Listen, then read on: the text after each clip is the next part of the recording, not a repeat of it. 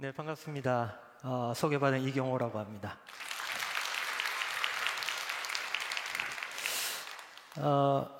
저는 사경회라 그래서 이렇게 많은 인원이 참석하신지 몰랐습니다.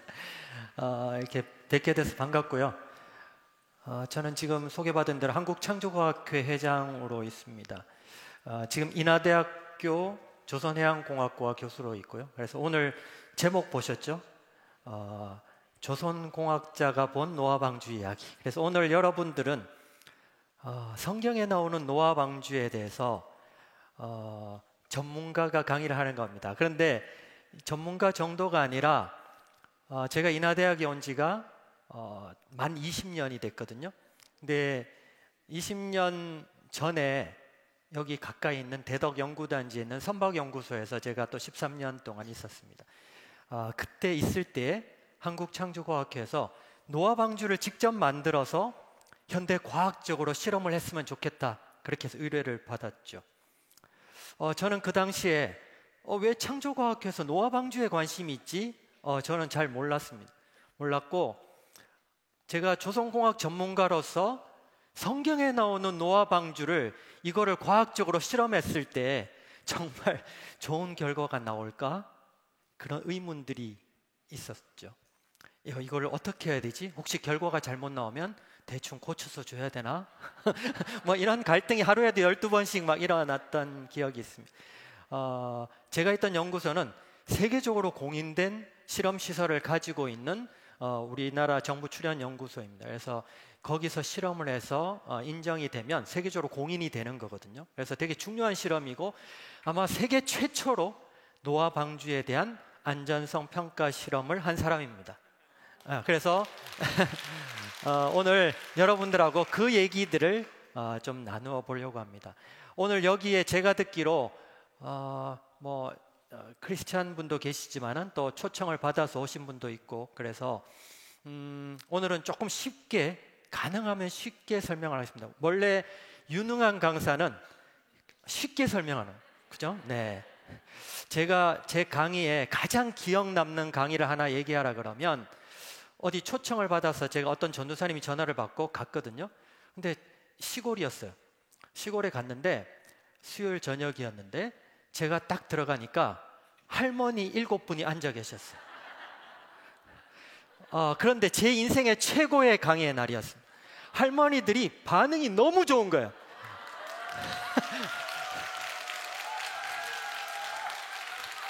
네. 이해하셨다는 보장은 없습니다. 그냥 좋으신 거예요. 박수 치시고요. 제 인생의 최고의 강의였습니다. 오늘도 그런 날이라고 믿습니다. 네. 강의하기 전에 제가 창조과학회 회장이라 그랬는데, 창조과학회에 대해서 짧게 말씀을 드리면, 많은 분들이 잘못 오해를 하는 것들이, 하나님 성경에 나오는 창조의 얘기들을 너는 왜 과학적으로 잠깐 증명하려고 그래? 그렇게 오해하시는 분이 있습니다. 증명할 수 없죠. 과학이라는, 사람이, 우리가 이성에 근거한 과학이라는 것은 하나님께서 그 과학을 뛰어넘는 그 엄청난 것에 증명할 수 있는 방법이 없습니다. 그렇지만은 과학이라는 도구를 통해서 하나님께서 이미 창조하신 것들을 우리가 발견하는 겁니다. 하나님 이렇게 창조하셨네. 그것들을 발견하고 변증하는 겁니다. 증명하는 게 아니라는 얘기죠. 그래서 오늘 그 중에 첫 번째 얘기로 노아 홍수 사건에 대해서 좀 설명을 하면서, 노아 홍수 사건이 역사적인 사건이었다는 것들을 먼저 여러분 많은 증거들을 통해서 좀 말씀을 드리려고 합니다. 그 다음에 그 노아 홍수 사건이 어떤 의미를 가졌는지를 여러분들이 잘 아셔야 되거든요.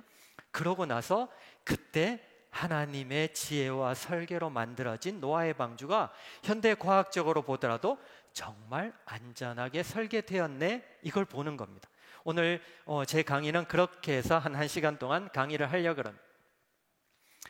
자, 성경을 읽다 보면 제일 먼저 의문이 드는 게, 와, 정말 노아 시대 대홍수 사건이 있었던 사건인가?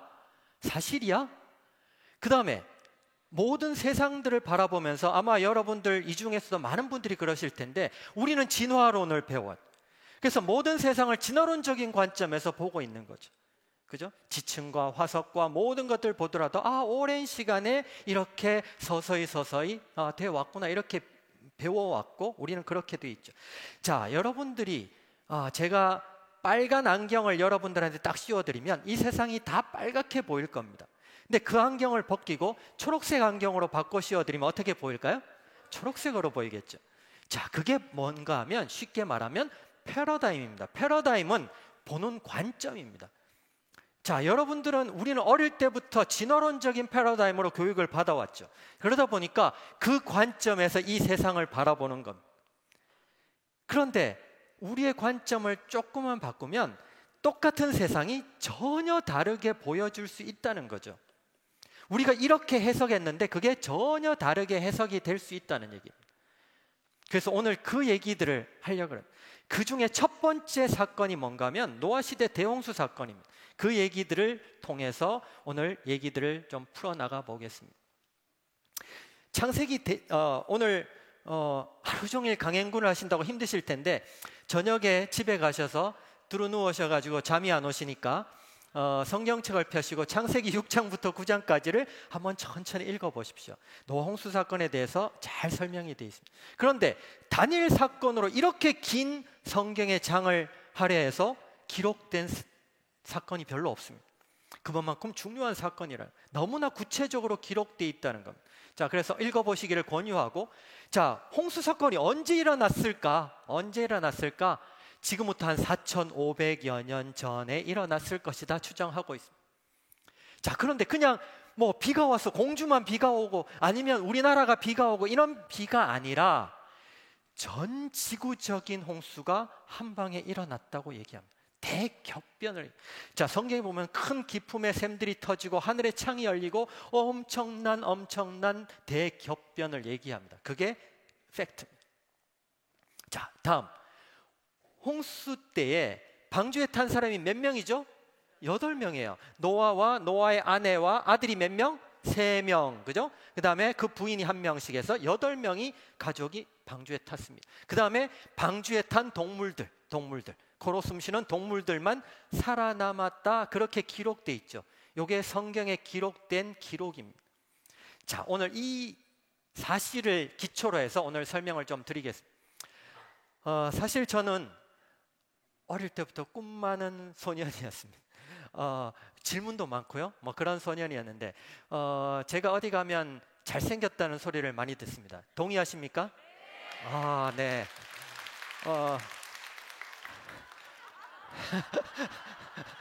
오늘 최고의 강의가 될 것 같습니다. 네. 이렇게 크게 동의해 주시다니. 제가 잘생긴 것뿐만 아니고 머리가 좀 좋습니다. 네. 뭐 믿거나 말거나. 네. 자, 그런데 제가 질문을 많이 했어요. 교회에서 성경을 읽다가 질문, 목사님, 전도사님 질문. 그러면 목사님이나 전도사님이 저한테 대답해 주신 유일한 대답이 있어요. 뭘까요? 자식아 믿어. 이거밖에 없어요. 그냥 자식아 믿으래. 왜 믿어야 되는지도 모르고 그냥 믿으래요. 저는 그래서 그것 때문에 고민이 되게 많았습니다. 그런데 성경을 읽으면서 제가 이제 점점 자라가면서 의문이 나는 것들 한번 적어봤습니다. 여러분 동의하시는지 잘 모르겠어요. 첫 번째, 어떻게 전 세계적인 홍수가 가능했을까? 한번 생각해 보셨나요?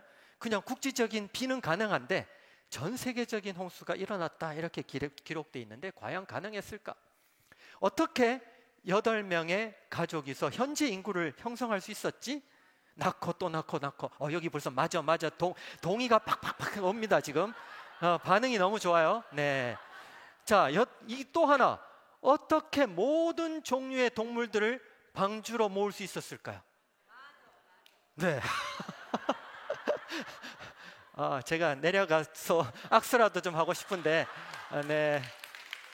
내려갈 수 없는 제 마음을 이해해 주십시오. 자, 저희 집 개도 오라 그러면 안 와요. 그런데 동물이 종류대로 그 방주에 탔다 그랬어요. 그죠? 과연 가능했을까? 이것도 의문입니다. 그 다음에 어떻게 엄청난 수의 동물들이 그 방주가 얼마나 크길래 거기에 다 탈 수 있었을까? 자, 여러분 동의하시죠? 네, 계속 고개가 끄덕끄덕 하는 거 보니까 동의하시는 것 같아요. 제 수준하고 비슷하신 것 같아요. 자, 홍수 기간이 1년 10일 정도 된다 그랬어요. 그러면 그 기간 동안에 동물들을 먹여야 되고, 먹으면 뭐 하죠? 싸요. 먹고 싸는 것을 8명의 가족이서 어떻게 돌볼 수 있었을까? 이것도 의문이에요. 그죠? 뭐 허리가 디스크가 돼서 뭐 죽을 거야 아마. 8명이. 그 다음에 이제 방주 관점에서 보면, 자, 그냥 비가 온 게 아니라 엄청난 격변이 일어났다 그랬는데, 여러분 지진이 일어나거나 뭐 이러면 해일이 오잖아요. 뭐 엄청난 지각 변동이 일어나면 해일도 일어나고 엄청난 변화가 일어나는데, 그 파도와 해일 속에서 방주가 과연 안전했을까? 안전했을까? 그래서 배가 안전하다 그러면요, 이 3가지에 대해서 저희가 실험을 합니다. 첫 번째, 구조적으로 안전해. 배가 안 부러져야 된다는 얘기죠. 배가 부러질까요? 태평양을 떠다니는 철로 만든 30만 톤 이상 되는 배들이요, 막 부러져요. 실제로. 제가 왜 부러지는지는 조금 이따 설명을 드리겠습니다. 그 다음에 복원성. 복원성을 아시죠? 옆으로 쓰러졌다가도 일어나려고 하는 성질. 이게 복원성입니다. 자, 복원성. 안 부러지고 복원성이 좋고, 그 다음에 배를 타면 파도가 치면 어떻게 돼요? 울렁울렁 하면서 멀미하잖아요. 멀미. 자, 만일 1년 10일 동안 그 속에서 배가 굴렁굴렁해서 하면 멀미했다 그러면 성경은 이렇게 기록했을 겁니다. 문을 열어보니까 모두 다 죽었더라. 그죠? 여러분 1시간만 멀미해 보세요. 다 초죽음이 됩니다. 자, 그런데 1년 10일 동안 그 속에서 과연 동물들과 노아의 가족이 편안하게 지냈을까? 이게 되게 중요한 사실이에요. 그래서 이 3가지를 만족해야지 현대 과학적으로도 배가 안전하다고 얘기합니다. 오늘 그 얘기들을 뒤에 좀 설명을 구체적으로 좀 드리겠습니다. 자, 이제 또 심각한 얘기가 또 하나 있습니다. 자, 여러분들, 자, 여기 오늘 초신자도 계실 텐데 성경을 읽어보시면 창세기에 살았다 그러면 900살이에요. 900살. 제가 이제 내일 모레면 60인데, 네, 제가 뭐 절대 동안이라는 얘기는 좀 듣습니다. 네, 네. 저희 딸은 뭐 시집 가서 지금 뭐 그렇게 살고 있고요. 네, 이해가 안 되시죠? 저는 아침마다 거울 볼 때마다 깜짝깜짝 놀랍니다.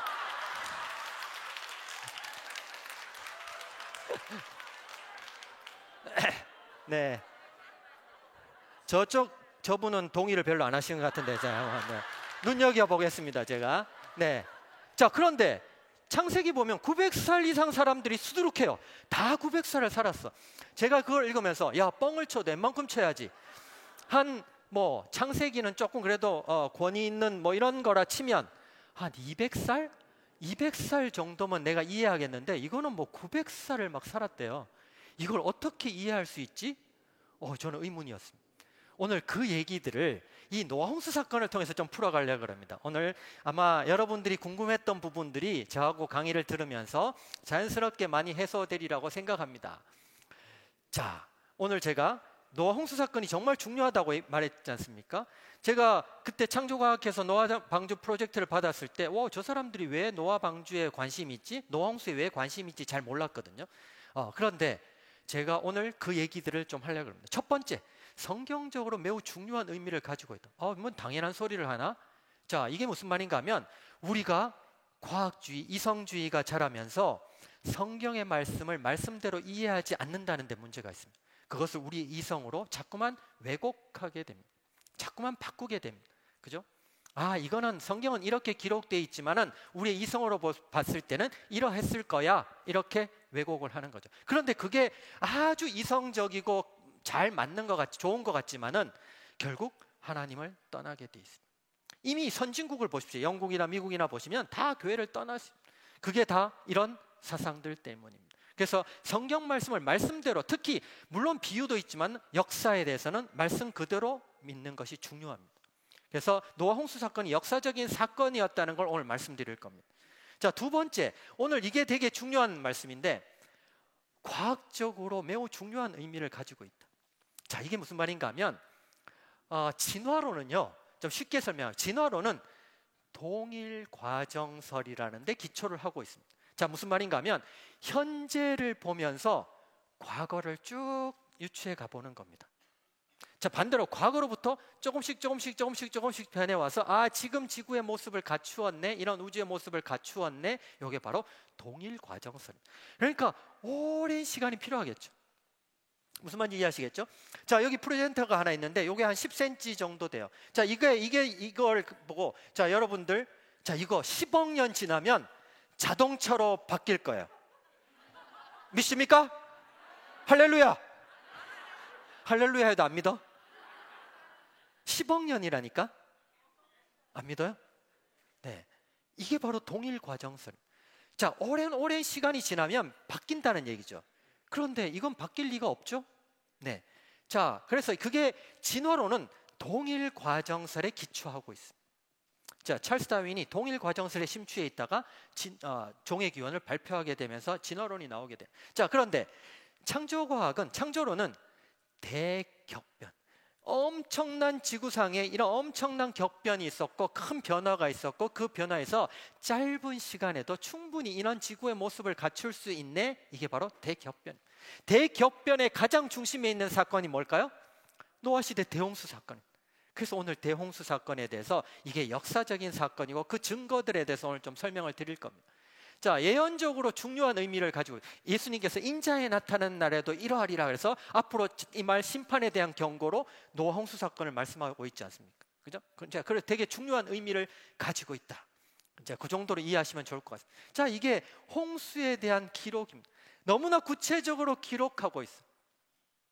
자, 한번 보시면, 자, 이게 역사적인 사건이 아니었다 그러면 이렇게 구체적으로 설명했을까요? 홍수 심판이 있을 것이다, 다음에 다시는 물로 심판이 없을 것이다, 노아와 언약을 맺으시고 생물들과 언약을 맺으시고 방주로 들어가라 그러고 방주에서 나오라 그러고 7일간을 기다리고, 이제 물이 줄었는데 7일간을 기다리고 150일 40주야 비가 내리고 40일을 지나서 새를 날려보내고 150일 떠다니고 150일간 물이 줄어들고, 노아가 600세대 되는 몇 월 며칠에 어떻게 되고 7일 기다리고, 너무나 구체적으로 기록되어 있다는 얘기죠. 자, 그 말은 무슨 말일까요? 이게 역사적인 사건이 아니었다 그러면 이렇게 구체적으로 기록했을까요? 아니요. 만일 노아홍수 사건이 역사적인 사건이 아니라 설화라 그러면 아마 이렇게 했을 겁니다. 옛날에 노아라는 사람이 살았는데 의로워가지고 하나님께서 축복하셔서 방주를 지어서 잘 먹고 잘 살았다. 끝. 이게 바로 설화입니다. 설화. 한 장도 필요 없어요. 한 10줄 정도면 끝나요. 그런데 이렇게 엄청난 분량으로 기록하고 있잖아요. 이게 역사적인 사건이었다. 이게 방주의 형상으로 우리가 추정하고 있습니다. 많은 사람들이 다르게 그리기도 하지만 방주의 형상이라고 보통 표현하고 있습니다. 자, 그러면 제가 한번 질문해 볼까요? 방주가 뭘까요? 방주. 배. 방주는 배하고 차이점이 있습니다.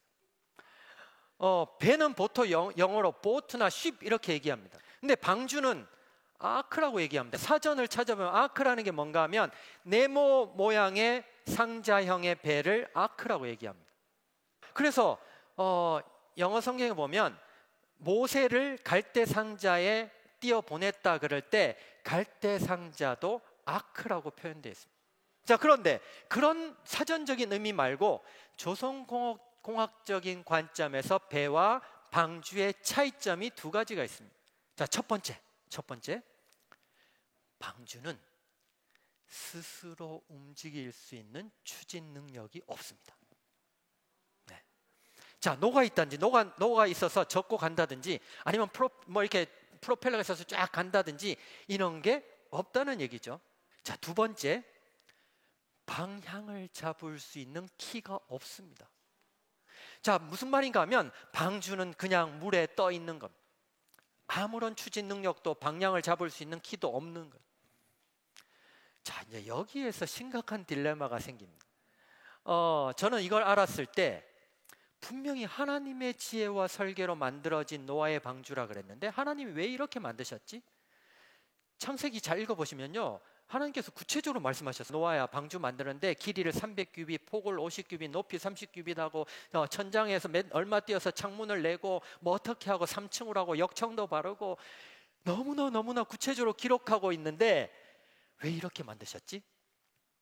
저는 이거에 대해서 되게 오랫동안 묵상을 했고 내린 결론이 있습니다. 내린 결론? 하나님의 마음이다. 하나님의 마음. 하나님께서 원하시는 게 뭘까요? 노아에게 네가 할 수 있는 게 아무것도 없다라는. 아멘.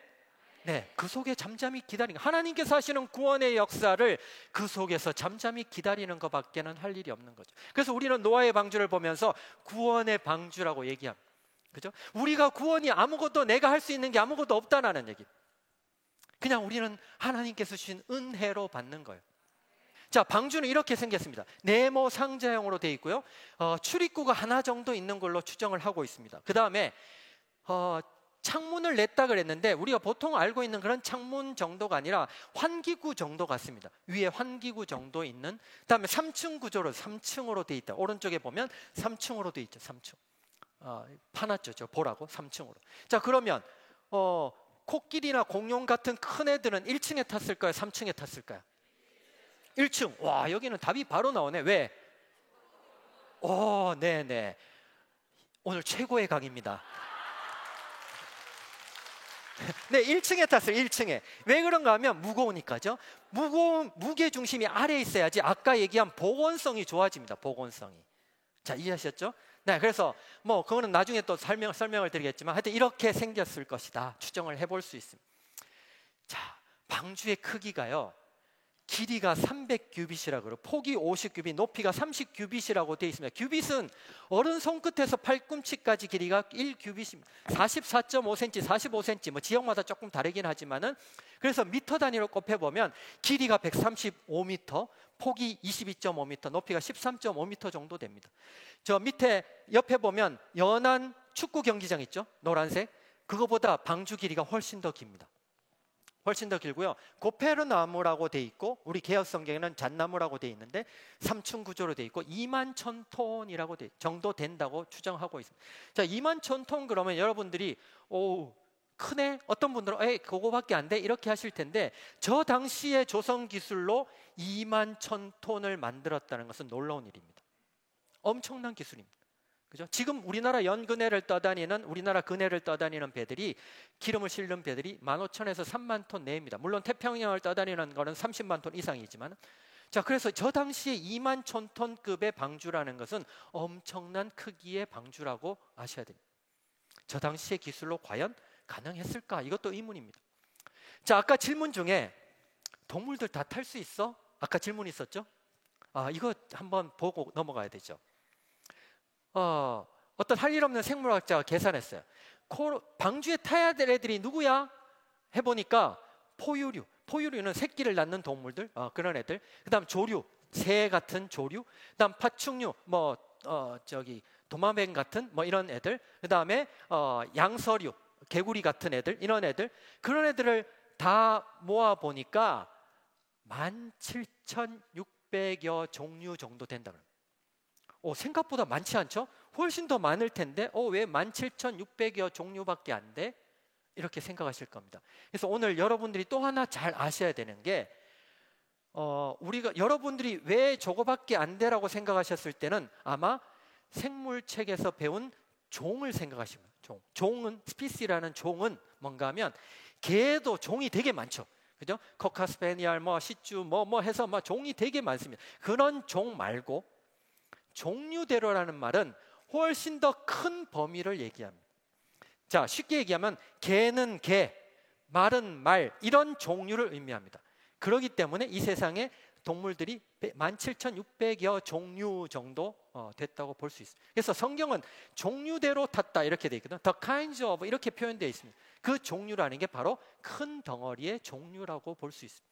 자, 그렇기 때문에 생각보다 많지 않고, 자, 그러면 17,600여 종류의 암수 한 쌍씩 탔고 정결한 짐승은 암수 7씩 탔다 이렇게 돼 있거든요. 자, 그러면 몇 마리 탔을까를 따져보면 한 4만에서 5만 마리 정도 탔지 않았을까 추정하고 있습니다. 자, 그러면 4만 마리, 5만 마리 정도 탈 수 있을까 계산해 봐야 되지 않습니까? 그래서 큰 동물부터 개미에 이르기까지 다양하니까 그것을 평균을 내보면 양 한 마리 정도 사이즈가 된대요. 그러면 양 몇 마리를 태울 수 있을까를 계산해 보면 되지 않겠습니까? 그래서 무게 기준으로 방주는 12만 마리 정도를 태울 수 있다. 자, 그런데 배는 무게보다 더 중요한 게 부피입니다. 부피 기준으로 보면 한 7만 마리를 태울 수 있는 공간이 나온대요. 자, 그럼 아까 4, 5만 마리 정도 타면 된다 그랬으니까 동물들 타고 먹을 거 싣고 충분한 여유로운 공간이 됐을 것이다. 이렇게 추정해 볼 수 있습니다. 만일 딱 맞게 만들었다 그러면 어떻게 될까요? 코끼리가 뒷발질하다 개구리를 밟았어. 어떻게 될까? 이 세상의 멸종 뭐 이렇게 되겠죠? 네. 하여튼 충분한 여유 공간이 되더라. 자, 그 동물들을 8명의 가족이서 잘 먹일 수 있었을까? 아까 질문이 있었죠? 자, 한번 생각해 봅시다. 아까 방주의 모양을 한번 상기를 해보세요. 방주에 창문이 있었나요? 위에 환기구 정도가 있었다 그랬죠? 자, 그러면 바깥에 비가 와요. 창문이 특별히 없고 환기구 정도가 있어요. 안에는 어두워요. 어둡고 습한 상황이 됐어요. 동물들이 어떻게 될까요? 여러분, 지금 바깥에 비가 안 와도 조는 사람 있죠? 근데 이게 마찬가지예요. 제가 앞에서 강의하면 절대로 안 졸아요. 졸 수가 없잖아. 그런데 저도 여기 앉아 있으면 졸려요. 맞아? 그런데 이 정도 안 존다는 것은 기적이에요, 기적. 그래서 오늘 최고의 강의라고 얘기하는 게 네, 이 정도로 안 조는 때를 본 적이 없어요. 근데 여기 앉아 있으면 졸립니다, 졸려. 자, 그런데 아까 어둡고 습한 상황이 되면 동물들이 졸려요. 잠을 잤을 것이다. 잠을 자니까 안 먹어. 안 먹으니까 안 싸. 이거 딱 맞아 떨어지죠? 노아의 8명의 가족이서 충분히 그 동물들을 1년 10일 동안 케어하기에 부족함이 없었을 것이다. 이렇게 추정해 볼 수가 있어요. 지금 현대적으로 보더라도 이런 상황이 되면 동물들이 대부분 동면이나 하면을 할 수 있는 능력들을 가지고, 잠을 자는 능력들을 가지고 있습니다. 그 당시에 많은 시간 잠을 잤을 것이다. 그렇게 추정해 볼 수가 있습니다. 자, 홍수에 대한 얘기가 막 전해 내려오죠. 뭐 전 세계적으로 한 200여 개 이상 전해 내려옵니다. 근데 재밌는 것은 공통점이 신에 의해서 계획되었고 배가 만들어졌고 소수만 살아남았다. 이게 공통적인 얘기입니다. 그래서 만일 예를 들어서 노아의 가족이 살아남았어요. 자, 그러면 기쁠까요? 무서울까요? 무서울 거예요. 전 세계 모든 사람과 동물들이 다 죽었는데 두려울 거예요. 그 얘기가 자녀들에게 계속 전해 내려가면서 전 세계적으로 퍼져나가면서 그 얘기가 구전됐을 것이다. 그래서 하나의 얘기가 전 세계적으로 퍼져나간 게 아닌가? 그렇게 추정해 볼 수가 있습니다. 자, 이제 홍수 얘기로 조금 더 구체적으로 들어가. 이 사람 살았을까요? 죽었을까요? 자, 죽었겠죠. 방주에 못 탔으니까죠. 자, 그런데 여기 보면 창세기에 보면 큰 기품의 샘들이 터지고 하늘에 창이 열렸다는, 큰 기품의 샘들이 터졌다는 것은 지하수가 터져나오고 화산이 터져나오고 엄청난 땅이 솟아오르면서 엄청난 지각 변동이 막 일어나는 것을 의미합니다. 단적으로 얘기하는. 자, 하늘의 창이 열렸다. 하늘의 창이 도대체 뭔데? 뭐가 열려? 누가 창문을 여나? 그죠? 이거 도대체 무슨 말이지? 이렇게 한번 보실 수가, 한번 우리가 생각을 해보셔야 돼요. 자, 이렇게 일단 아시고요. 자, 창세기 1장에 보면 하나님께서 이르시되 궁창을 만드시고 궁창 아래 물과 궁창 위의 물로 나뉘게 하셨다. 이렇게 돼 있습니다. 자, 궁창이 뭐죠? 궁창? 네네, 여기 빨간 걸로 궁창을 하늘이라 칭하니라. 하늘이라고 돼 있잖아요. 근데 그 하늘이 여러분도 아시는 그런 sky, heaven 이런 하늘이 아닙니다. 영어 성경에 보면 expanse라고 돼 있거든요. 이건 뭔가 하면 대기권. 자, 대기권 아랫물과 대기권 위에물로 나뉘게 하셨다. 이렇게 돼 있죠. 그럼 대기권 아랫물은 뭐예요? 지하수, 바다, 강 뭐 이런 것들이 다 궁창 아랫물입니다. 자, 그러면 대기권 위에물, 궁창 위에물은 뭘까요? 몰라요. 모르지 뭐. 우린 본 적이 없으니까. 지금 없잖아요. 그죠? 그러니까 하나님께서 이 세상을 만드실 때 뭔가 궁창 위에 물이 존재했다. 이렇게 얘기를 합니다. 자, 왜 그런지 좀 설명을 드리겠습니다. 자, 이 왼쪽이 창조 때의 이 지구의 모습이죠. 자, 궁창 위에, 초록색과 같이 궁창 위에 물이 존재했다. 만일 있었으면 어떤 역할이 있겠죠? 역할이 있었을 겁니다. 우주로부터 많은 우주 방사선들이 들어오죠. 막 자외선, X선 이런 게 막 자외선은 이미 피부 노화를 촉진시키고 몸에 해롭죠. 그래서 여러분들 햇빛을 피하셔야 돼요. 그죠? 태양을 피하는 방법 뭘까요? 뭐 비 노래를 부르면 되나요? 태양을 피하는 방법은 다른 게 없어요. 선크림을 열심히 바르셔야 돼요. 네, 이게 피부 노화를 촉진시키고 수명을 급격하게 줄이는 거예요. 피부암도 발생시키고. 그런 자외선과 X선이 우주로부터 왔다가 궁창 위의 물층을 만나면서 우주로 다시 돌아가요. 지구에 도달하지 못해요. 그 다음에 저주파, 태양열과 같은 저주파는 궁창 위의 물층을 뚫고 반사를 일으켜서 지구를 아주 따뜻하게 데워주는. 그래서 홍수 이전에 지구는 아주 따뜻한 아주 이상적인 지구였다 이렇게 생각합니다. 그런데 궁창 위의 물이 한 방에 다 쏟아져요. 말 국지적인 홍수가 아니라 이 지구를 둘러싸고 있는 물층이 다 쏟아지니까 전 지구적인 홍수가 가능하고, 그게 없어지고 나니까 오른쪽과 같이 모든 우주의 방사선들이 들어오니까 사람의 피부의 노화가 급격하게 촉진될 수 있는 거죠. 우리 호흡 조건이나 모든 것들이 바뀌어 나가니까 우리 사람의 수명이 어떻게 된다? 줄어든다. 자, 이게 제가 하는 얘기가 아니라 성경에서 그렇게 기록하고 있습니다. 여러분들, 성경이 옛날에 어떻게 알아서 이런 것들을 기록했겠습니까? 사실이니까. 자, 보십시오. 아담은 930세를 살았고요. 그죠? 노아가 950세를 살았는데 가장 많이 산 사람은 무두셀라라는 사람이 969세를 살았어요. 자, 그런데 재밌는 것은 노아 이후에 수명이 급격하게 줄어들더라는 얘기죠. 이걸 도대체 어떻게 설명해? 자, 우리가 과학에서 그래프를 그릴 때 갑자기 꺾인 그래프가 생기면 이 시점에서 뭔가 큰 사건이 있었네 이렇게 우리는 받아들입니다. 자, 노아 시대에 뭔가 큰 변화가 있었다는 얘기죠. 어떤 변화? 노아 시대 대홍수 사건이 있었다는 얘기죠. 자, 이해하시겠죠? 그래서 홍수 사건이 역사적인 사건이었다는 것을 성경도 분명하게 많은 얘기를 하고 있지만 이 수명 곡선을 보면 명확하게 알 수 있습니다. 자, 어떤 분들은 궁창 위의 물에 대해서 그걸 존재했다고 받아들이기에는 여러 가지 우리가 또 해석해야 될 것들이 많이 있다.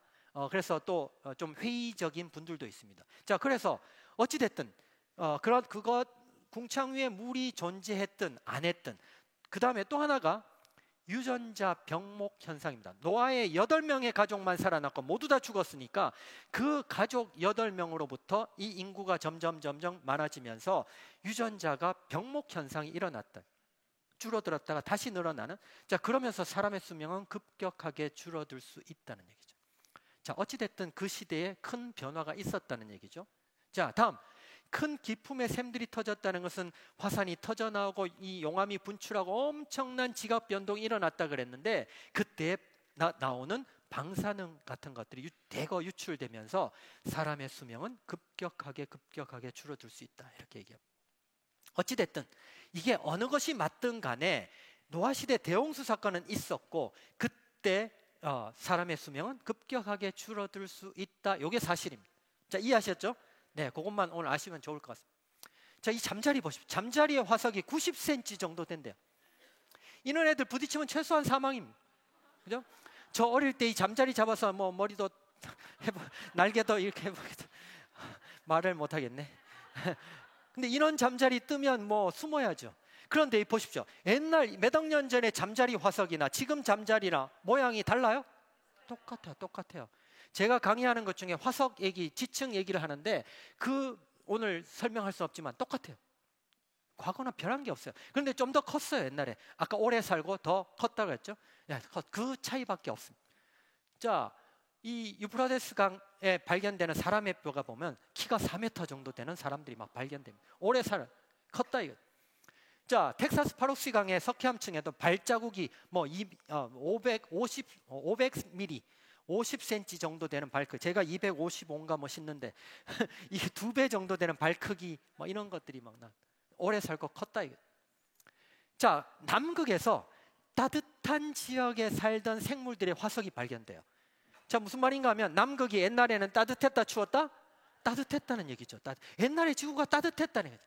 아주 이상적인 지구. 하나님께서 보시기에 좋았더라 얘기했죠. 그러면서 뭐라고 했는가 하면 안개만이 올라와서 온 지면을 적셨더라 이렇게 돼. 그 안개가 여러분들 아는 그런 포그 이런 끼는 안개가 아니에요. 영어 성경에 보면 스트림이라고 돼 있습니다. 스트림이라는 것은 지구를 촉촉히 적시는 수증기 물줄기는 거예요. 아주 이상적인 지구. 하나님께서 보시기에 좋았더라. 이 지구가 아주 따뜻한 지구야. 자, 그렇기 때문에 홍수 이전에는, 자, 여러분, 비가 왜 내리는가 하면 기압차 때문에 내리지 않습니까? 기압차는 왜 생기는가 하면 기온차 때문에 생겨요. 기온차가 생기면 기압차가 생기고, 기압차가 생기면 구름이 생기고 비가 옵니다. 그죠? 그런데 홍수 이전에는 아까 기온차가 별로 없었다. 아주 따뜻한 지구. 그러니까 기온차가 별로 없고 기압차가 별로 없으니까 비라는 걸 본 적이 없었다고 주장하는 사람도 있습니다. 그런데 그런 상황에서 노아에게 야, 비 내릴 테니까 방주 만들어. 웃기는 소리 하고 있네. 많은 사람들이 믿지 않았겠죠. 그랬다는 겁니다. 자, 이해하시겠죠, 이제? 네. 그래서 홍수 이후에 급격하게 비가 오면서 이제 무지개를 보여주는 거예요. 약속의 표로 무지개. 그 전에는 그런 걸 본 적이 없으니까. 그죠? 비라는 걸 본 적이 없다. 그렇게 얘기하는 사람도 있습니다. 자, 이 내셔널 지오그래피 뉴스에도 남극과 북극에서 공룡의 화석들이 옛날 따뜻했다는 증거들을 이렇게 얘기하는 겁니다. 자, 이거는 빨리 넘어. 그린란드, 지금 얼음으로 덮여 있는 북극의 그린란드에도 깊이 파보니까 초록색 잎을 지닌 식물의 화석이 발견되더라. 옛날에 따뜻했다는 얘기. 그 지역도 다 따뜻했다. 자, 그런데 홍수 이후에 급 환경이 바뀌다 보니까 자, 이제 기온차가 생기기 시작해요. 물층도 다 없어지고 모든 환경들이 바뀌어 나가니까 기온차가 생기고, 기온차가 생기니까 기압차가 생겨, 기압차가 생기니까 비도 오고, 그 다음에 바람도 불고, 이런 여러 가지 추위도 생기고 여러 가지 것들이 막 생기기 시작하는 겁니다. 자, 그래서 여기 보면 창세기 8장 홍수 이후에 8장에 보면 추위와 더위와 어둠과 밤이 낮이 계속된다. 예전에는 다 따뜻한 거였는데 이제 이 추위와 더위와 이런 것들이 막 생기기 시작하는 거죠. 자, 이 물이 도대체 어디서부터 왔을까 한번 생각해 보셨나요? 아까 이런 엄청난 물이 쏟아졌다 그랬는데, 자, 만일 성경에 보면 15규빗 더 올라갔다, 높은 산을 덮고도 15규빗이 더 올라갔다 그랬다. 15규빗은 아까 이게 1규빗이었으니까 어느 정도인지 아시겠죠? 엄청난 물이 쏟아진 거야. 자, 그러면 그 물이 어디서부터 왔을까? 아까 생각해 보셨죠? 깊음에 샘들이 터지고 하늘에 창이 열리고 엄청난 물들이 쏟아지고 터져 나오고 이런 엄청난 물이 유입됐다. 이렇게 보셔야 될 것 같아요. 어떤 과학자가 계산했는데 지금 이 지구에 있는 모든 수증기를 다 모아서 비로 내리면 수면에서 얼마나 올라갈까 해보니까 기껏해야 5cm 정도 올라간다 그래요. 자, 그런데 이 높은 산을 덮고도 15규빗이나 더 올라갔다 그랬으니까 엄청난 물이 쏟아진 거죠. 또 터져 나온 거죠. 이거는 그냥 비가 국지적인 비가 아니다, 이런 얘기들을 하는 겁니다. 자, 그래서 물이 어디로 갔을까? 지금 지구의 70%가 바다입니다. 바다의 평균 깊이가 4,000m 이상 되는 엄청난 그 물들이 이 지각 변동이 일어나면서 산이 솟아오르고 고름 깊어지면서 물을 가두기 시작하고 바다가 만들어지고, 그다음에 바람이 부니까 물을 증발시키고, 그다음에 추워지니까 빙하가 생기니까 물을 응집시키고, 이런 과정들을 통해서 물들이 점점 줄어들었다, 이렇게 보시면 정확하게 맞습니다. 자, 이런 증거들이 성경에 아주 구체적으로 잘 나와 있습니다. 자, 동물들이 다 방주로 모을 수 있을까 생각해 보시면, 옛날에 아까 지구가 따뜻했다 그랬죠? 여러분들 혹시 오늘 집에 가셔서 지구본이 있으면, 전 세계 지도가 있으면 한번 보시면 이 대륙들을 이렇게 하나로 모아보면요, 딱 맞아떨어집니다. 하나의 땅덩어리였습니다. 옛날에 하나의 땅덩어리였는데 이게 점점 이동한 겁니다. 이거는 창조과학을 하는 사람뿐만 아니고 진화론 하는 사람도 동일하게 얘기합니다. 이걸 대판 구조론이라고 얘기합니다. 대륙판이 점점 이동했다. 그런데 진화론에서는 정말 수십억 년 동안 조금씩 이동했고, 지금 거의 안 움직이고 있으니까 그렇게 이동해서 이렇게 이동해 왔고, 창조과학에서는 엄청난 대격변에 의해서 짧은 시간에도 이런 이동이 가능하다는 얘기를 하는 거죠. 자, 그런데 어찌됐든 하나의 땅덩어리였고 따뜻했으니까 동물들이 다 모여 살겠죠. 동물들이 모여 사니까 동물들을 모으기에 쉬웠을 겁니다. 그죠? 그게 바로 팩트입니다. 동물들을 충분히 모았을 것이다, 그렇게 볼 수 있습니다. 자, 그러면 오늘 노아 홍수 사건에 대해서 제가 여러 가지 증거들에 대해서 또 얘기들을 했습니다. 자, 그러면 그때 만들어진 노아의 방주가 정말 안전했어? 요 얘기를 좀 나머지 시간 동안 좀 할까 합니다. 제가 있던 연구소는 대덕연구단지에 있는 선박연구소라는 데인데 거기는 세계적으로 인증된 실험시설을 가지고 있습니다. 자, 프로젝트를 받았죠. 저희가 처음 프로젝트를 받았을 때 창조과학회에서 돈을 얘기해도 되겠죠? 한 3천만 원 남짓 정도 되는 프로젝트를 의뢰받았습니다. 근데 그 당시에 저희 연구소의 프로젝트의 기본 단위가 조금 적은 걸 하면 몇 억, 좀 큰 걸 하면 몇십억 이렇습니다. 근데 3천만 원을 받았으니까 와, 이거 어떻게? 물론 창조과학회는 3천만 원 어마어마하게 큰 돈입니다. 제가 지금 창조과학회 회장을 하고 있지 않습니까? 지금 3천만 원 하려면 정말 힘듭니다. 저희 사역의 대부분은 저희가 강의하고 나면 강사료 이런 걸로 다 충당이 됩니다. 그런데 정말 이런 창조신앙을 전하기 위해서 저희가 전국적으로 정말 열심히 뛰어다니고 있습니다. 자, 그런데 그 당시에 창조과학회에서 정말 어려운 상황에서 저희한테 프로젝트를 의뢰했습니다. 자, 그러니까 잘해야 될 거 아닙니까? 자, 그런데 이 돈으로는 어떻게 할 수가 없어요. 자, 그래서 어떻게 했는가 하면, 야, 크리스찬 박사급 연구원들 모여가지고 낮에는 일 못하니까 인건비를 못 쓰니까, 자, 그러면 밤에 일해. 밤에 일하는 거. 밤에 일하고. 자, 모델을 만들어서 실험을 해야 되는데 모델 하나 만드는데 3천만 원 듭니다. 저희가 모델을 몇 척 만들어서 실험했는가 하면 3척을 만들어서 실험했어요. 3, 3은고 액면가 손해지 않습니까? 자, 그래서 어떻게 해야 돼? 그러면 저 수조에 계신 기능직에 계신 크리스찬 분들이, 자, 그러면 재료비만 가져와. 우리가 밤에 남아서 만들게. 자, 그래서 만들어서 실험을 했어요. 그래서 노아의 방주는 연구는 밤에 이루어졌어요. 밤에. 역사는 밤에 이루어집니다. 오늘 그 밤에 이루어진 역사에 대해서 오늘 좀 설명을 드리려고. 이게 처음에는 걱정 반 하여튼 엄청 걱정을 했었는데 놀라운 결과가 나. 오늘 그 얘기들을 여러분들하고 좀 나누어 보려고 합니다. 자, 배가 안전하려면 아까 이 3가지 만족해야 된다 그랬죠. 자, 그러면 첫 번째, 구조적으로 안전해. 자, 구조적으로 안전하다는 말은 배가 안 부러져야 된다는 얘기죠. 자, 그러면 제가 우리 자매님 여기 맛있는 것 먹고 계신데 저는 쫄쫄 굶고 있는데 이렇게 드시니까 마음 편하시죠? 네. 오늘 저는 새벽 4시 반에 나왔거든요. 네. 어찌됐든 제가 굵은 철사를 하나 드리고 아무 도구 없이 부러뜨려 보세요가 드렸어요. 부러뜨려. 어떻게 하실까요? 굵은 철사예요. 네네네. 저 뒤에서 정확하게 이렇게 하면 왜 부러질까요? 네? 피곤해서 부러지는 거예요. 그걸 우리는 피로 파괴라 그래요. 이거 부러져요. 여러분들, 제가 바늘 하나로 코끼리 죽이는 법 아세요? 가능해요. 네, 죽을 때까지 찌른다. 이게 정말. 이것도 이렇게 하다 보면요, 언젠가는 부러지게 돼 있어요. 피로 파괴예요. 자, 한번 제가 제 팔을 통해서 설명을 해볼게요. 잘 보세요. 자, 제 팔이 방주라고 생각해봅시다. 지금부터 방주. 요게 방주예요. 파도가 와요. 파도가 오는데 방주 양쪽 끝에는 파도가 이렇게 높이 와요. 높이 오고 가운데는 이렇게 낮게 와요. 무슨 말인지 아시겠죠? 자, 그러면 파도가 높게 오는 곳, 높게 온다는 말은 방주가 물에 많이 잠겼다는 얘기죠. 많이 잠긴 곳은 부력이 셀까요? 중력이 셀까요?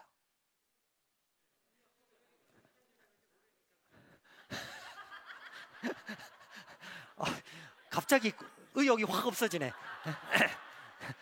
답을 다 얘기했잖아. 부력이 셀까요? 중력이 셀까요? 네, 부력이 세요. 탁월하시네. 눈치는 빨라가지고. 네, 부력이 세요. 부력이.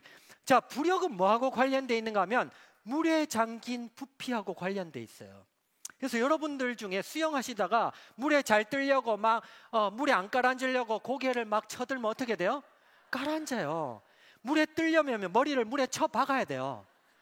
아주 성경적이에요. 죽고 자면 살고 살고 자면 죽는 거예요. 물에 완전 들어가야지 떠요. 또 무슨 말인지 아시겠죠? 저 그래서 옛날에 우리 아이들 과학 캠프 가면 교수님, 여기 철로 만든 막 이런 큰 배들이 30만 톤 이상 되는 배들이 왜 물에 떠요? 이게 질문이에요. 물에 떠요. 왜 뜰까요? 자, 한번 쉽게 설명해 볼까요? 물에 잠긴 배가 뜨면 물에 잠겨 있지 않겠습니까? 일부는 물에 잠긴 부피가 밀어 올리는 게 힘이 부력이에요. 그다음 배 30만 톤 그 무게 중량이 지구 중심으로 밀어내리는 힘이 중력이에요. 그게 동일하면 배가 거기에 딱 뜨는 거예요. 그걸 만일 물 밑에 부피가 별로 없다 그러면 깔아앉을 거예요. 근데 있기 때문에 밀어 올리니까 딱 서요. 그럼 여기에다 짐을 더 실었어요. 와, 짐을 더 실었어. 어떻게 될까요? 깔아앉겠죠, 배가. 깔아앉으면 같이 물에 잠긴 부피가 더 늘어나겠죠? 다시 밀어 올리겠죠? 그걸 상쇄할 때 딱 서요. 또 짐을 더 실어요. 또 실어요. 또 깔아앉겠죠? 그럼 어떻게 돼요? 부력이 좀 더 커지겠죠? 또 서요. 계속 실어요. 어떻게 될까요? 가라앉겠죠. 더 이상 중력을 못 받으면. 이게 아르키메데스 원리입니다. 과학을 이렇게 쉽게 하는 사람 봤습니까? 네네. 네. 자, 이게 부력이 세고 양쪽엔 중력이 세니까 어떻게 되는가 하면 배가 이렇게 돼요. 무슨 말인지 아시겠죠? 파도가 반대로 왔어요. 양쪽이 낮고 가운데가 높이 왔어요. 그럼 가운데는 부력이 세고 양쪽은 중력이 세니까 어떻게 돼요? 이렇게 된다 그랬죠. 이런 운동을 계속 반복합니다. 어떻게 된다 그랬죠? 부러진다 그랬죠. 가운데 아래에 막 부러집니다. 태평양을 떠다니는 30만 톤 이상 되는 배들이, 철로 만든 배들이 막 가운데 부러져서 옵니다. 실제로 수리하러. 네. 물론 요즘 조선 기술이 워낙 좋아져서 뭐 그런 경우가 별로 없지만 옛날에 그런 게 많았어요. 자, 복원성 보면, 자, 옆으로 아까 무게중심 중요하다고 얘기했죠. 무게중심이 아래에 있어야 돼. 아래. 자, 그래서 여러분들 중에 배를 타시고 나는 몸무게가 조금 나가 이렇게 생각하시는 분들, 구경하신다고 배 위로 쪼록 올라가면 위험하다 안 위험하다? 위험하다. 그런 분들은 조용하게 배 밑에 가셔서 주무시는 게 많은 사람들의 안전을 위해서 유익하다. 그렇다고 해서 또 너무 마음에 상심하면, 제가 이런 강의를 옛날에 했더니만 저희 집 사람이 마음에 상처를 입어가지고 그래 너는 날씬하다. 그래서 저희 집 사람을 그 이후로 같이 안 다닙니다. 요새는 다이어트를 많이 했더라고요. 그래서 제가 2층으로 배 타면 위로 데리고 올라갑니다. 자신 있게. 자, 그런데 무게중심이 중요하다고 했는데 복원성 측면에서 되게 중요한 게 또 하나가 있습니다. 뭔가 하면 배의 모양입니다. 배의 모양. 배의 모양인데 복원성에서 가장 좋은 모양은 정육면체입니다. 똑같이 길이가 똑같은 정육면체. 정육면체 모양을 물에 띄우고 파도를 막 치지 않습니까? 그러면 절대로 옆으로 쓰러지지 않습니다. 절대로 쓰러지지 않는데, 문제는 뭔가 하면 파도가 치잖아요. 그러면 제자리에서 뱅글뱅글 돌아버립니다. 안에 탄 사람이 어떻게 될까요? 돌아버립니다. 이게 문제입니다. 이 멀미 정도가 아니라 돌아버리니까죠. 이거는 좀. 자, 그래서 잘 안 돌면서 복원성이 좋은 것은 뭔가 하면 아까 보신 직육면체, 길이가 긴 직육면체. 그래서 방주의 모양이 아까 그렇게 생겼다. 이렇게 보시면. 다 안에 탄 사람이 쾌적함을 느끼느냐는 조금 이따 결과를 보면서 좀 설명을 드리겠습니다. 이제 파도가 치면 울렁울렁하니까, 자, 그거 좀 설명을 드릴게요. 자, 그래서 저희가 실험을 하기 위해서 모델은 3개를 만들었지만 13척에 대해서 상대평가를 컴퓨터 시뮬레이션을 통해서 다 했어요. 그래서 처음에 0번 맨 위에 있는 게 방주의 모양입니다. 그 다음에 어떻게 변형했는가 하면 길이를 고정하고 폭과 높이를 바꾸어 보고요, 폭을 고정하고 길이와 높이를 바꾸어 보고, 높이를 고정하고 길이와 폭을 막 바꾸어 보고, 그리고 13척에 대해서 다양한 비교를 하는 겁니다. 해보니까 이거는 아까 방주가 부러져 안 부러져 이겁니다. 자, 컴퓨터에 해석을 한 건데 파도 하중 조건을 집어넣어서 맨 오른쪽에 보시면 빨간 거는 여기에 힘이 많이 집중돼서 부러질 가능성이 많다는 얘기고요, 파란색은 별로 없다, 안전하다는 얘기입니다. 오른쪽 그림에 보시면 방주 모양에 빨간 게 있나요, 없나요? 없어요. 기껏해야 노란 게 있어요. 이건 방주의 반토막입니다. 앞뒤 대칭이기 때문에 반토막인데 가운데 아래에 노란 게 있죠. 노란 거 정도 있지만 부러질 가능성은 없다는 얘기예요. 구조적으로 안 부러진다는 얘기죠. 그래서 아까 가운데 아래가 제일 위험하다 그랬죠. 이렇게 하다 보면, 그렇죠? 그렇지만은 안전하더라. 이게 구조적인 안전. 자, 이거 안전하더라. 제가 있던 연구소에는 길이가 200m, 폭이 16m, 깊이가 7m 정도 되는 수조, 이 실험하는 수조가 있습니다. 이건 세계적으로 공인된 실험 시설이고요. 옛날에는 우리나라에 유일하게 하나 있었습니다. 근데 지금은 조선소들이 이제 많이 몇 개를 건조하고 뭐 이렇게 하고 있습니다. 전 세계적으로 여기에 실험을 하면 국제표준화기구에 등록돼 있어서 안전하다고 인정이 됩니다. 여기에서 인정이 되면 우리나라 조선소에서 배가 만들어집니다. 여러분, 세계에서 조선 기술의 세계 1위가 우리나라는 거 아시죠? 네, 제가 조선과 교수입니다. 그래서 네. 이게 되게 중요한 사실이, 세계 산업의 1위를 가지고 있다는 것은 정말 대단한 나라입니다. 우리나라가 그런 나라. 하여튼 어찌 됐든 뭐 제자랑 그만하고 어찌 됐든 이 길이가 200m, 양쪽에 레일이 있고요. 그 전차가 왔다 갔다 하면서 모델을 밑에 달고 센서를 붙여서 파도를 일으키는 장치, 오른쪽에 보면 파도가 일으키는 장치가 있는데 50cm라고 되어 있는데, 저게 실제 파도로는 한 45m 이상 되는 파도입니다. 기상 관측사상 가장 높은 파도가 32m라고 합니다. 충분히 큰 파도를 일으키는 장치입니다. 자, 그래서 파도를 일으키면서 방주가 모형선이 어떻게 거동하는지를 해석을 하는 겁니다. 자, 이렇게 실험을 했죠, 저희가. 자, 왼쪽은 실험하는 장면이고요. 위에 컴퓨터실에서 해석될 결과가 다 분석이 됩니다. 오른쪽은 50분의 1로 만든 노아 방주, 실제로 저희가 테스트한 모델입니다. 모델. 자, 그래서 보시면 이 모델을 가지고 저희가 실제로 테스트해서 정말 어떻게 되는지, 지금 이 방주 모양은 한국창조과학전시관에 전시가 되어 있습니다. 오늘 그 결과들을 좀 설명을 하려고 합니다. 자, 먼저 결론적으로 얘기하면 방주가, 아까 복원성은 네모 상자형이기 때문에 안전하다고 얘기했죠. 그거는 대부분 안전합니다. 그래서 지금 전 지구 세계에 방주에 대한 연구들이 많이 있었는데 대부분 복원성에만 초점을 맞추어서 연구를 했습니다. 그런데 복원성은 걱정할 필요가 없어요. 네모 상자형이기 때문에 복원성은 대부분 안전합니다. 자, 그러면 이 세 가지, 복원성, 구조 안전성, 파랑 안전성을 다 만족해야지 배가 안전. 이 세 가지 관점에서 연구를 한 세계 최초의 연구가 저희가 연구를 했던 거라는 거예요. 구조적으로 안전한지, 안에 탄성의 쾌적함을 느껴야 돼. 그 두 가지만 가지고 13척을 비교하니까 어떻게 됐는가 하면 2등이었어. 13척 중에 2등이었어요. 아깝죠?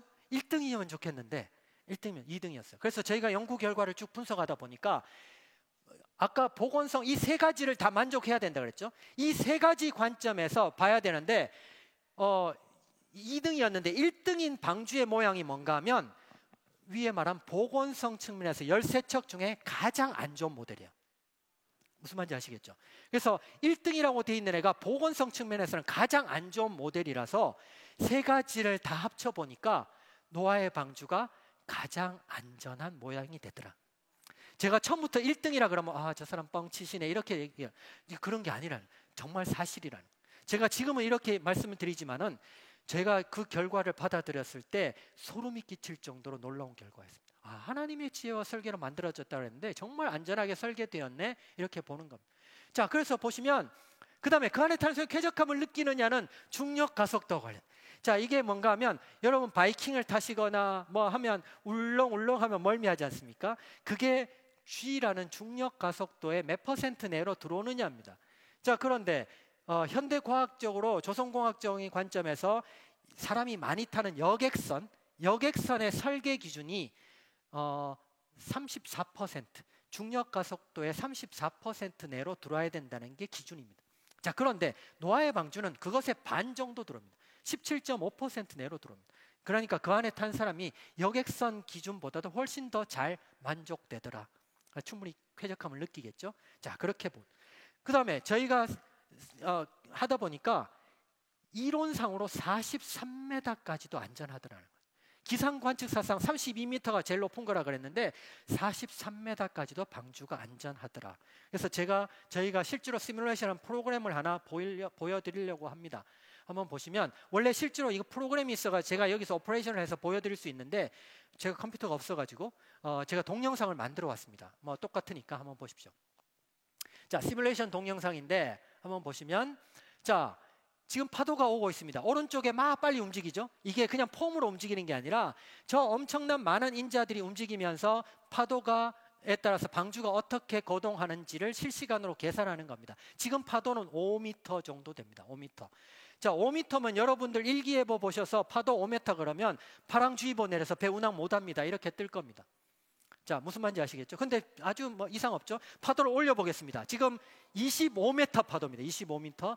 25m 파도가 오더라도 실제로 방주가 전복되거나 물이 넘쳐오거나 이런 것들을 별로 느낄 수 없습니다. 지금 스케일이 좀 작아서 빨리 왔다 갔다 하는 것 같지만 그 안에 탄 사람이 충분히 아까 쾌적함을 느낄 수 있을 정도의 방주 모양을 가지고 있습니다. 이 정도로 현대과학적으로 보더라도 정말 안전하게 설계되었다 이것들을 볼 수 있습니다.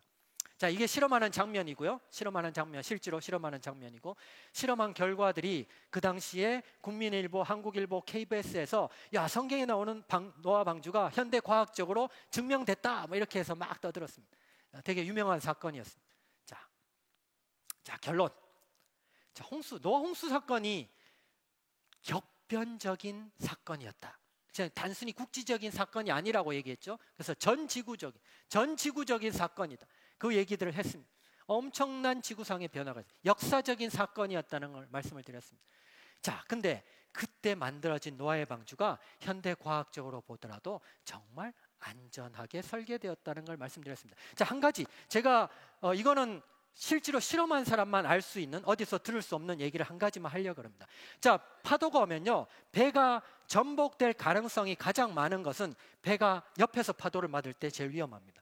제일 안전한 것은 파도를 정면으로 받을 때 가장 안전합니다. 그런데 저희가 연구 결과를 분석하다 보니까 파도가 치면요, 방주가 파도 방향으로 틀려는 성향을 가지고 있습니다. 이게 무슨 말일까요? 노아 방주는 스스로 안전해지려고 하는 능력을 가지고 있다는 얘기죠. 정말 놀라운 하나님의 지혜와 설계로 만들어진 노아의 방주가 현대과학적으로 보더라도 정말 안전하게 설계되었다는 것들을 저희가 볼 수 있었습니다. 자, 이 1980년에 세인트 헬런이라는 미국의 세인트 헬런 산이 폭발했죠. 이 폭발에서 엄청난 화산재가 날아가면서 이 화산재가 옆에 쌓여버렸어요. 근데 쌓였는데 하루 만에 엄청난 지층이 쌓여버렸어요. 자, 그걸 못 본 사람이라면 와, 저거 오랫동안 몇억 년 동안 쌓였네 그랬을 겁니다. 근데 그게 단 하루 만에 쌓였대요. 사건만 있으면 시간이 중요한 게 아닙니다. 노아 홍수 사건이 역사적인 사건이었다 그러면 그 엄청난 이 지구상의 이 변화가 순식간에 일어날 수 있다는 것들을 단적으로 보여줍니다. 자, 마지막 슬라이드입니다. 밑에 것만 한번 같이 큰 목소리로 읽어봅시다. 이거는 이사야 43장 7절인데 저는 온누리교회 장로로 있거든요. 근데 온누리교회가 이 우리말 성경을 씁니다. 근데 우리말 성경이 훨씬 더 좋은 표현이라서 제가 이거는 이걸로 썼습니다. 한번 같이 읽어봅시다. 시작. 그들은 내 피부치들, 내가 내 명예를 걸고 창조하고 지은 내 백성이다. 얼마나 멋있습니까? 하나님께서 그냥 창조했다는 게 아니고 내가 내 명예를 걸고 창조했다. 야, 우리는 그런 사람이에요. 우리는 그런 사람. 내 명예를 하나님께서 당신의 명예를 걸고 창조했다 그래요. 아, 놀랍지 않습니까? 저는 창조과학 회장으로 있고 창조과학 강의를 하지만은 저는 항상 그런 생각을 합니다. 창조과학은 지식의 문제가 아니라는 얘기죠. 지식의 문제가 아니라 창조주 하나님이 나와 어떤 관계가, 내가 어떻게 살아나가야 될지 문제입니다. 내가 어떻게 살아내느냐의 문제입니다. 앞에 간증도 하셨지만은 정말 저희가 창조주 하나님을 내 삶 속에 받아들일 때 하나님께서 내 명예를 걸고 너를 만들었다고 말씀하신 그 창조주 하나님이 누군가 하면 내 아빠라는 얘기죠. 그렇게 될 때 내 삶은 변화가 될 수 있습니다. 우리의 삶은 변화가 될 수 있습니다. 여러분 통해서 놀라운 일을 할 겁니다. 그런 하나님을 기대하시길 바랍니다. 그런 설렘이 우리의 창조신앙입니다. 창조주 하나님이 우리 아빠라는 그 창조신앙, 그게 가장 중요한 거고, 오늘 강의의 모든 것을 잊어버리셔도 좋고 그 창조주 하나님이 내 삶을 다스리시고 나를 인도하시고, 그죠? 앞으로 내가 그 창조주 하나님과 또 영원히 살 수 있는 그런 기대를 갖는 겁니다. 아멘. 네, 감사합니다.